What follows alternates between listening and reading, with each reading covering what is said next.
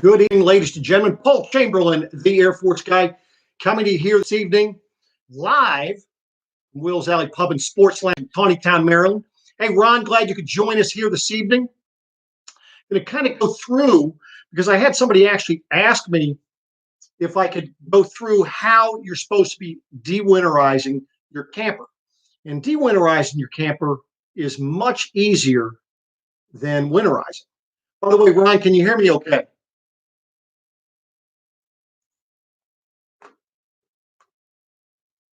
Good evening, Donna. How are things out there in Arizona this evening? Glad you could make it. Things are nice day here today. So hoping, I know it's supposed to get a little chilly again tomorrow, but it's still better than having snow. I can tell you that. Well, I'm glad to hear that, Donna. Any luck on getting your Travato yet? Have you found one?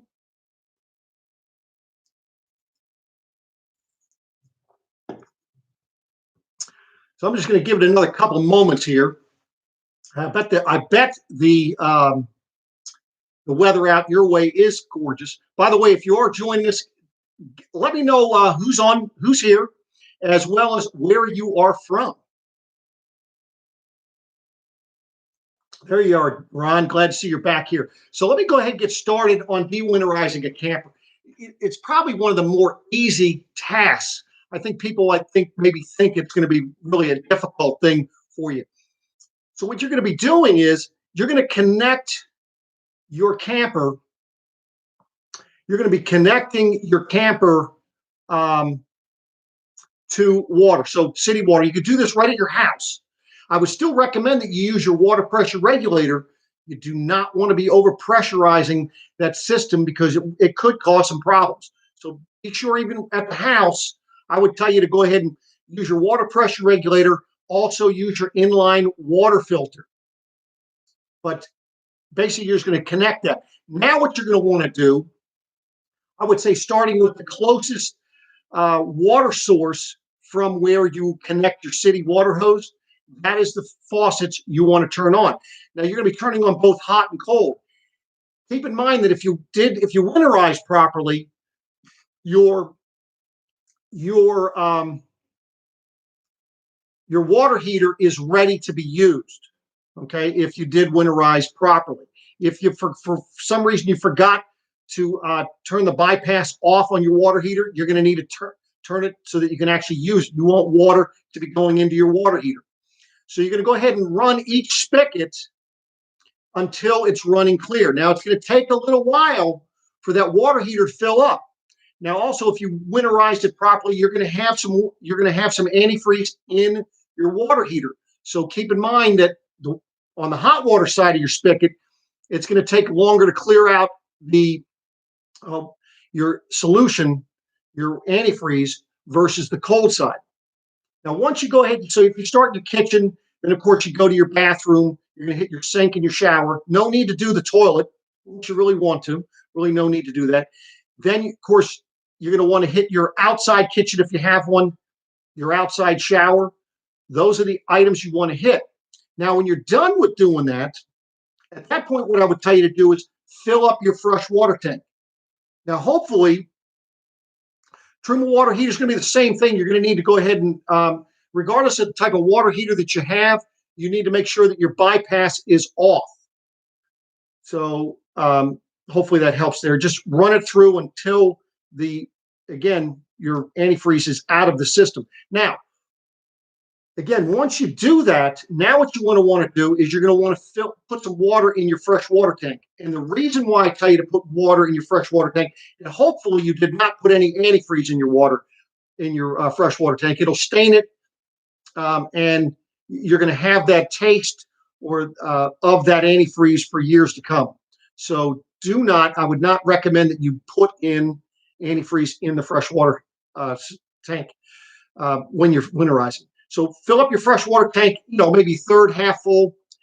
And now what you're going to want to do is then turn on your water pump, and you're going to run it through again. Now, the reason why you're running it through this time is because when you winterize your camper, you went ahead and put antifreeze in through your water pump. So you're going to want to get it out of that system as well. You really only need to turn on one faucet in order to clear that out. So has anybody felt that they've had problems when you've de-winterized?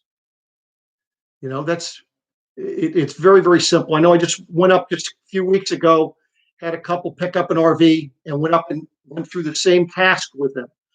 The only thing we didn't de-winterize at the time was their outside shower, because they said the heck with it. We're not going to probably use it this summer, but if they had to, they'd go ahead and do it later on. So that's how simple it is. And looking forward to be getting out and camping this season. Anybody have any plans this season already? Any plans scheduled? Have any plans been canceled? This will be your first time, Ron. It's going to be very simple for you. You can do this right in your driveway, and it's going to be very simple. Now, when you're done, like I say, when you're done, make sure that you empty your fresh water tank. The other thing I would recommend that you do anytime you're done camping, or if you had to, you're done camping, or when you're done de-winterizing, I would tell you empty your fresh water tank. Also, open your low point drains. Make sure that you get the pressure off the system. And if you open your freshwater valves first, the pressure will come off the system. Typically, I tell you to take the pressure off the system even before you do the your low point drains, because it could squirt on you. And you do that by, after you disconnect your water, open a spigot somewhere, and that will take the pressure off the system. So low point drains in the second, and then take the plug out of your water heater. Let that water drain out of it. Once the water drains out of it, then go ahead and put your drain valves and close your low point drains as well. Do that.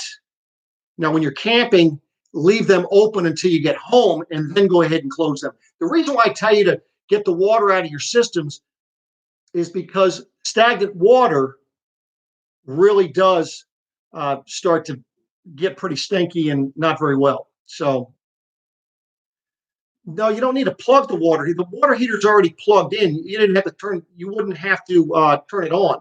What you're doing is, on the water heater, Donna, what you're going to be doing is, there's a bypass valve that was utilized when it was winterized.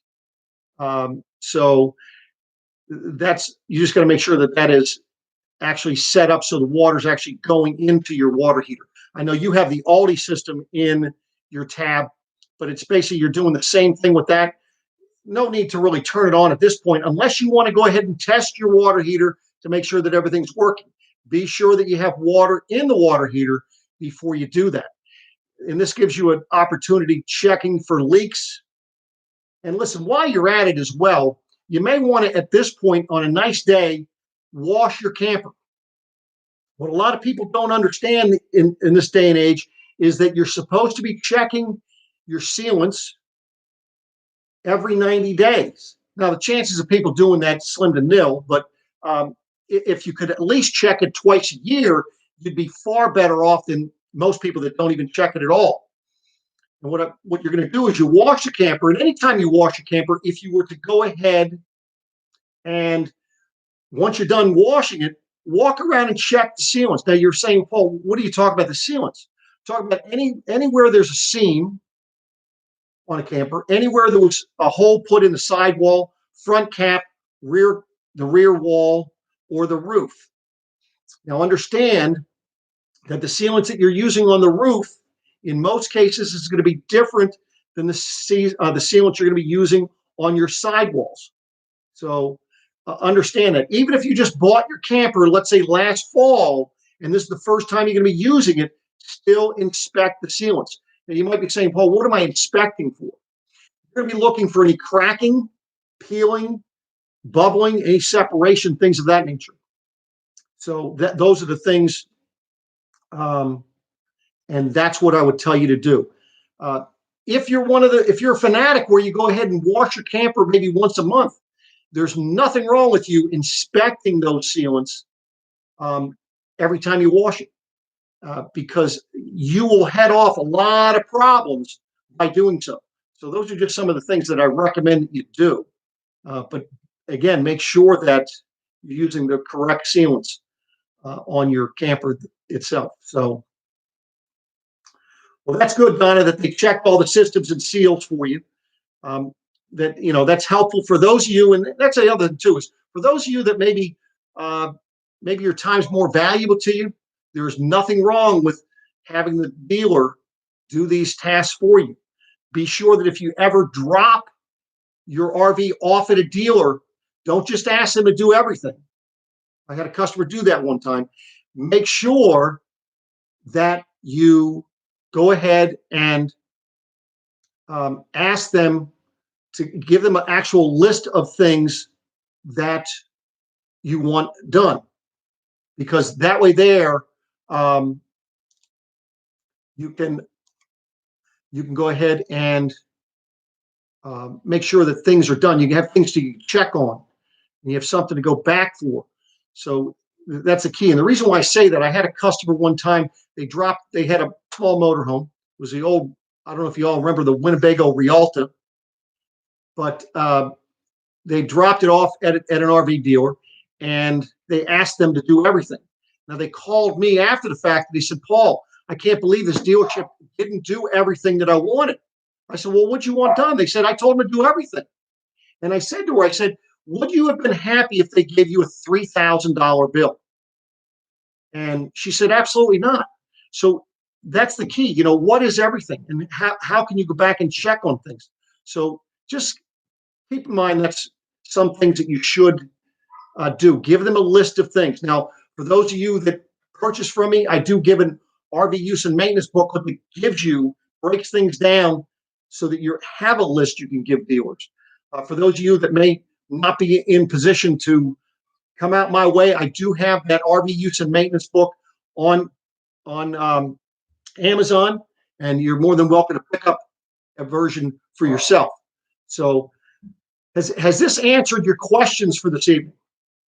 Has this been helpful? You feel it's been simplified for you?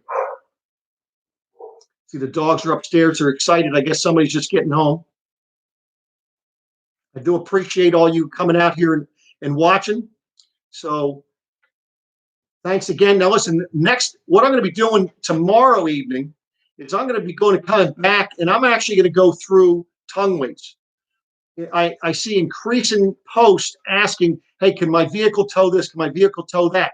And a lot of times, unfortunately, dealers don't understand tongue weights. They don't understand towing capacities and so forth. So I'm going to come on here tomorrow night. I think I'm going to schedule it for 7 p.m. And I'm going to go through how to determine tow ratings. Well, yeah, tow ratings, tow capacities, and so forth. So I do appreciate you watching. Give me a thumbs up if you're liking what's going on here this evening. And I hope to see you all here again tomorrow evening. Take care. Thank you again.